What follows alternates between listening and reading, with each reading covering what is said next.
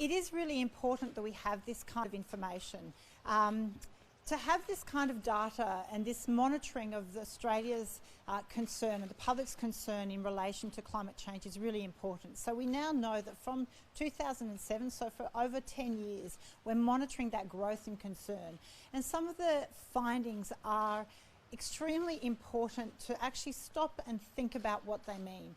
81% of Australians surveyed are concerned with climate change. Now that is not a partisan issue. This is not a left or right issue. This means that people of all political leanings are concerned with this issue. It transcends a political divide and it's an issue that affects us all.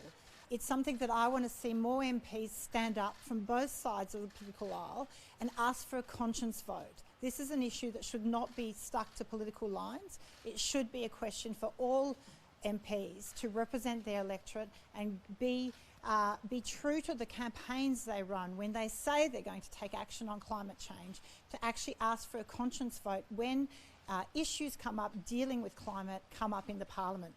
Well, I think Quiet Australians' voice is getting much louder.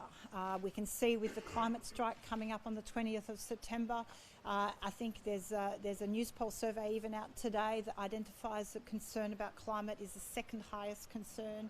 So Quiet Australians are worrying about this because what we need to understand, the cost of adaptation is so great and it is impacting every aspect of our lives.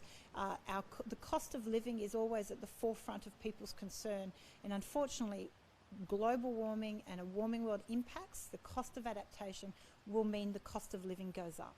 The only way we can ensure that doesn't happen is if we take a long-term approach and we plan for what needs to be done. I strongly believe that we should have a Reserve Bank style organisation set up to set that plan and to manage it, because again, like the economy, there are different factors that come to play. There are influences and different things that need to be analysed away from a political spectrum lens. We need it to be away from political partisanship and just a more factual approach to how can we achieve the best outcome.